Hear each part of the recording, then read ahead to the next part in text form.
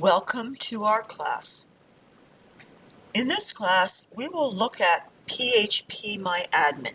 When you installed XAMPP, you also installed phpMyAdmin.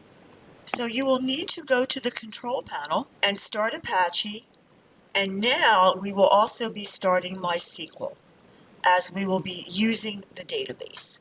You can launch phpMyAdmin in your browser by merely typing in phpMyAdmin after localhost. Initially, you will be taken right into the application and you will see a screen similar to what you see here. If you see a login page, it means that at some point you had set a login and password. By default, the first time you use phpMyAdmin, you are being logged in automatically as the super user. The super user is the default user, and the login is root and there is no password. However, you don't have to type it in, it automatically logs you in. And for this class, I recommend doing that, not setting a login and password. However, in a realistic situation, you would, even on your own computer, because you don't want to be hacked into. This is still a database, and people can still hack into your computer and cause malicious damage. However, for learning purposes, as long as you turn Apache on and off, it is probably the easiest way to learn. When you launch phpMyAdmin, it will automatically log you in and you will be taken to a general screen here. If you were to select the Users tab, you would see that phpMyAdmin has several default users. Technically, they're all pointing to the same user, localhost 127.0.0.1. There's a technical reason why they do it this way.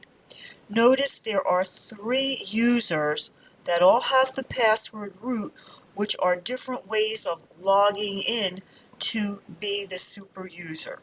There are also some other logins set with varying levels of privileges. The super user has all privileges.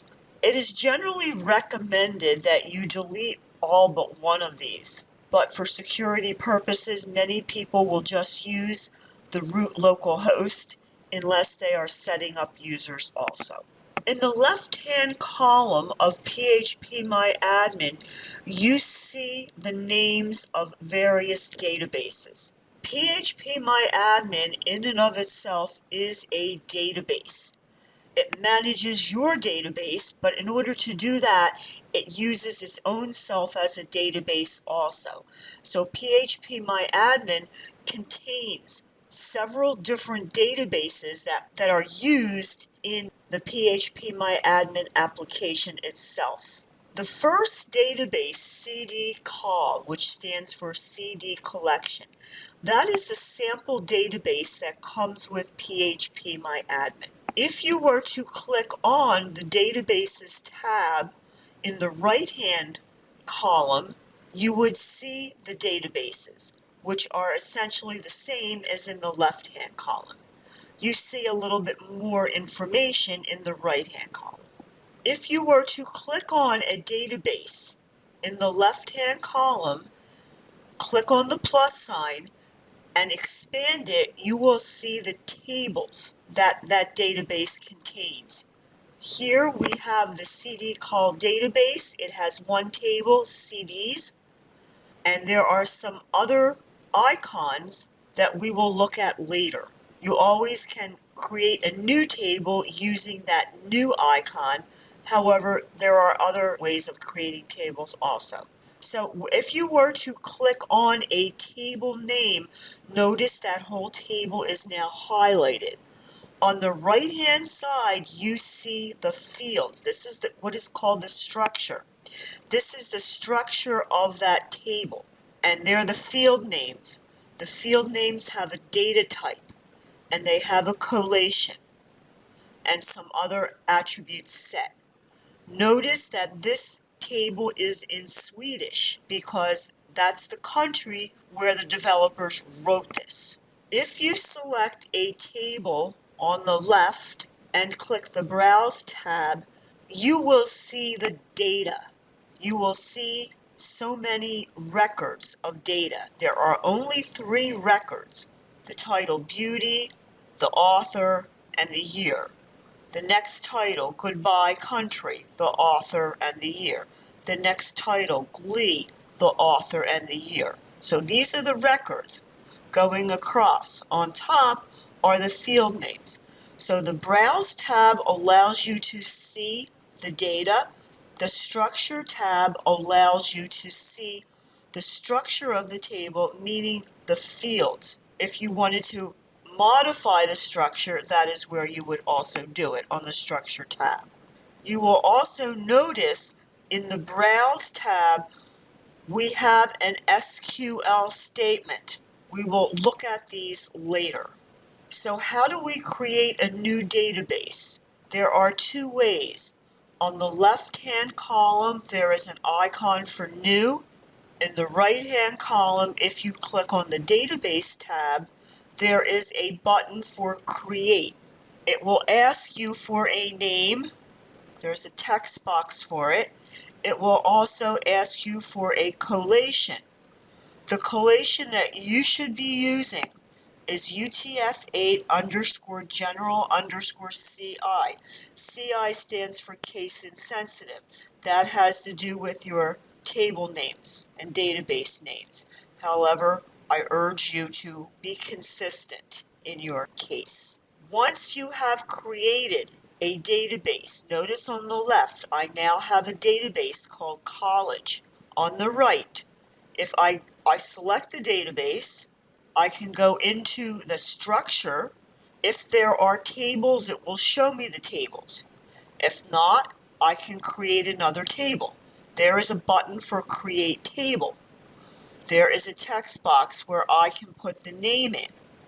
It will ask me how many columns. These are the field names. So you want to have an idea of how many field names you need. You can always go back and modify it, but it's more efficient if you have a general idea of how many you need to begin with. We wanted to create a table with 7 fields. The first column, these are my field names. So one by one, I would enter the name for that field. You want your field names to be a whole word or underscore. No spaces in names. Next, you would indicate the data type. You always have to indicate the data type that that field will contain. If there are specific lengths or values, it would go next. If there are any default values, which you can have, that will go next. The collation, it should inherit it from the database, so there's no need to reset that. You can set it down at the bottom, and that will apply for all the fields. Any attributes. Should you want a null value, meaning it is not required, you would check null. The index, this is where you set the primary key. You can also set other indexes. I'm not working with other indexes in this class. AI, auto increment. This is where, if you were not going to have your own unique primary key given, such as an ID, you can use an automatic number, 1, 2, 3, 4. It will automatically generate. Any comments that you want, you may place in there. So this is how you define your structure of the table. You're essentially setting up your fields, defining the characteristics for those fields. When do we use null? In the absence of a value, if you don't know what the value is going to be, if it's not applicable, if it's empty. So here again, essentially, if it's not required, and this is where you would check if you were to allow a field to have a null value. If that's not checked, it means that has to have a value. This is where you define your primary key under the index heading. It will give you some, should you wish for the primary key to be an auto number, First, select primary key, and then select AI. These are the three data types that we will be working with: text, number, and date time. There are a few others. There are several different text data types. Char or char would be a fixed length string. Varchar or varchar, however you wish to pronounce it, would be a variable length. We have tiny text, text, medium text, and others. The ones with the arrows are the most commonly used ones that we will be using in this class. We also have an enum or enumeration. This is where you can select a set of possible values. For example, states. You would have to code in all 50 of them if you wanted state codes, or it would force the developer to have to pick one when they are entering the data.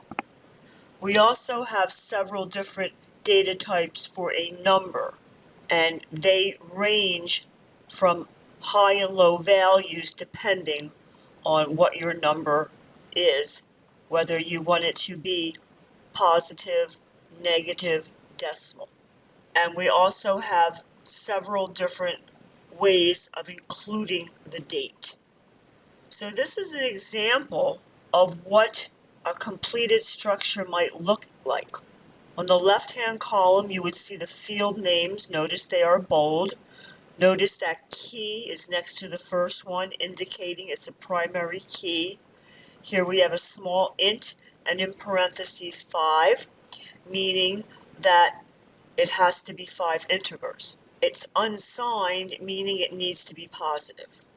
And we are using that an auto increment there.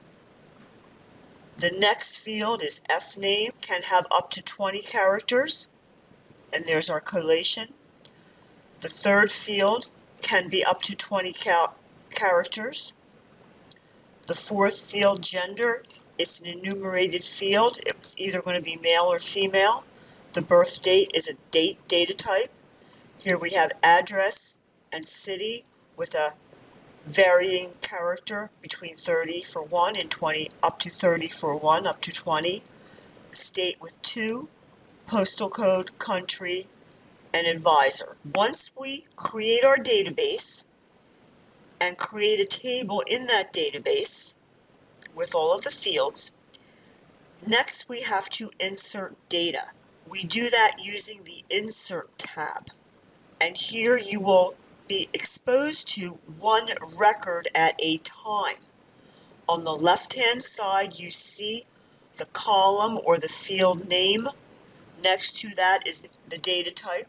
We're not going to be working with using a function to create a value, although you can. On the right, underneath the arrow, this is where you would be entering the values. So you would manually come in and enter values for your table.